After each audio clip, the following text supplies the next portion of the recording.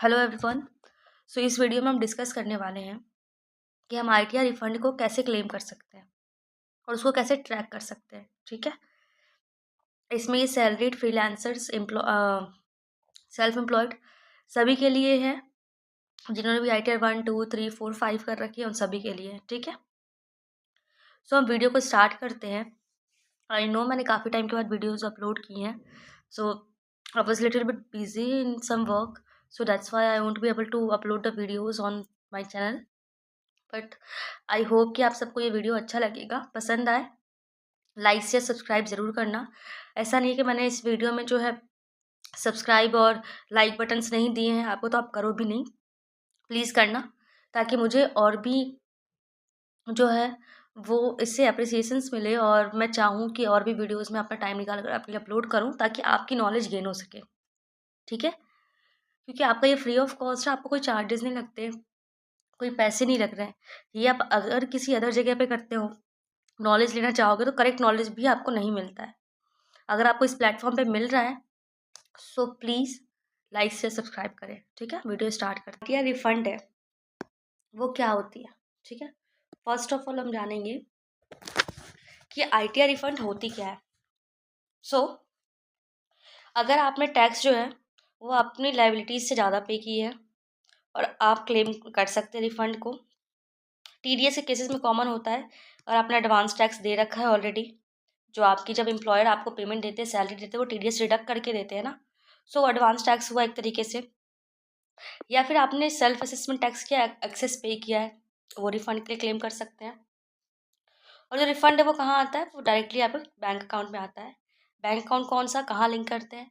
तो जब आप इनकम टैक्स की वेबसाइट पे जाते हैं, वहाँ पे बैंक अकाउंट मिल जाती है डिटेल्स आपको, वहाँ पे आप उसको लिंक कर सकते हैं। ठीक है, ऑलरेडी आपको पता ही होगा, बहुत सारे वीडियोज़ हैं यूट्यूब पे, इनफैक्ट मेरे चैनल पे भी है, तो आप वहाँ से देख सकते हैं। अब हम आगे बढ़ते हैं।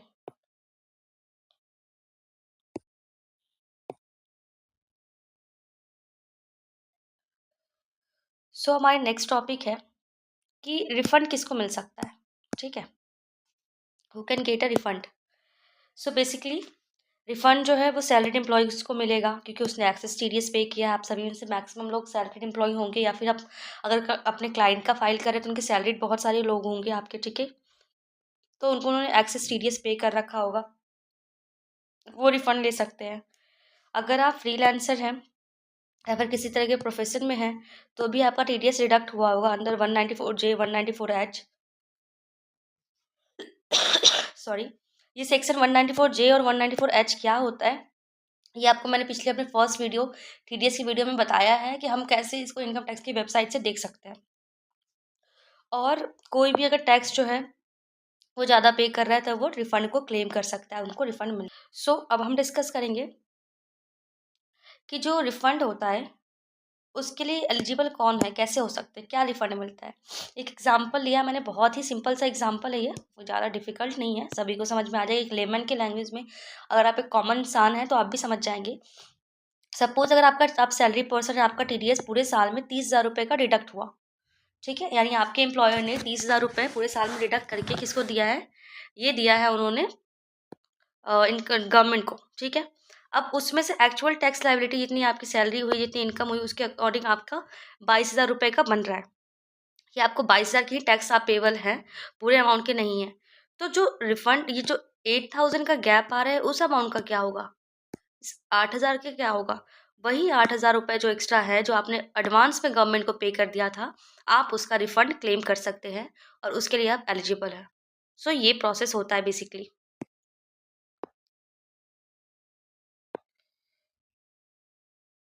केस 2 में भी वही है कि आपका 10,000 रुपीज़ सपोज अगर है टैक्स असेसमेंट, आपका फाइनल लाइबिलिटीज़ आपकी 7,000 की ही बन रही है। 10,000 तो आपने पे कर दिया, बट आपको पता चल रहा है जब आपने फाइनल पे किया, फाइनल लाइबिलिटी और फाइनल टैक्स पेड में आपको 7,000 दिख रहा है। तो जो एक्सेस 10,000 तो पहले आपने एडवांस में पे कर दिया गवर्नमेंट को। ठीक है, तो उस पे जो रिफंड आपका 3,000 का बन रहा है, वो रिफंड आप क्लेम कर सकते हैं। उसको ही हम रिफंड क्लेम बोलते हैं। अब मेन बात आती है कि हम रिफंड को क्लेम कैसे कर सकते हैं, प्रोसेस क्या है। सबसे पहले आपको अपना ITR 1, 2, 3 जो भी है, टू भी यहाँ पे इंक्लूड कर लो, उसको सही से फाइल करना है। देन आपको क्या करना है, अपना बैंक अकाउंट डिटेल्स का जो डिटेल्स आपने बैंक अकाउंट का दिया उसको वैलिडेट करना है। उसको 2 बार वैलिडेट कर लेना है आपको। जब आप ई फाइलिंग कर रहे होंगे तब वहाँ पे प्री वैलिडेट कर ले कि जो बैंक अकाउंट डिटेल्स आपने दिया है, आपकी आईएफएससी कोड, आपका अकाउंट नंबर, आपका नेम, सब कुछ करेक्ट हो। क्योंकि जब रिफंड करेगी गवर्नमेंट तो वो नहीं चेक करेगी किसके बैंक अकाउंट में वो कर रही है, तब आपका जो अकाउंट लिंक होगा उस अकाउंट पे जाएगा। तो वो करेक्ट अकाउंट आपका रहेगा तो करेक्ट अकाउंट में आपको रिसीव होगा, ठीक है। अपने आईटीआर को आप वेरीफाई कर ले आधार, पैन, नेट बैंकिंग के थ्रू, ताकि गवर्नमेंट ऐसा ना पेमेंट करे उनका, आपको दिखे कि उनका आपका बैंक अकाउंट आधार से लिंक नहीं है, पैन से लिंक नहीं है, ऐसी दिक्कत नहीं आनी चाहिए, वरना डिले होगा आपके क्लेम रिफंड में। और सीपीसी प्रोसेस जो है वो रिटर्न और कन्फर्म का होना चाहिए आपका, ठीक है।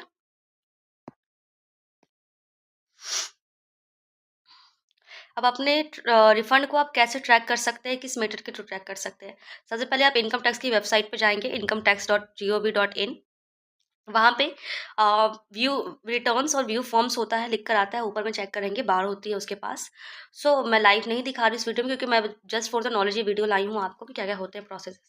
तो व्यू रिटर्न्स और व्यू फॉर्म्स में जाएंगे, वहाँ पे क्लिक करेंगे। वहाँ पे आपको जो है वो दिख जाएगा आपके रिफंड का स्टेटस, रिफंड आया या नहीं आया। दूसरा, आप जो है tin.tin.nsdl.com यानी NSDL की वेबसाइट पे विजिट कर सकते हैं। वहाँ पे लॉगिन करेंगे, वहाँ पे रिफंड स्टेटस लिखा आएगा, उस पे सर्च करेंगे, अपना रिफंड का डिटेल्स आप वहाँ पे भी देख सकते हैं ईजिली। फिर बात आती है कि टाइमलाइन क्या होती है रिफंड प्रोसेस की। अगर मतलब आईटीआर फाइल करें तो कब तक रिफंड आता है। तो जो टिपिकली रिफंड रिसीव होता है आपको, वो 7 से 45 दिनों का समय लगता है।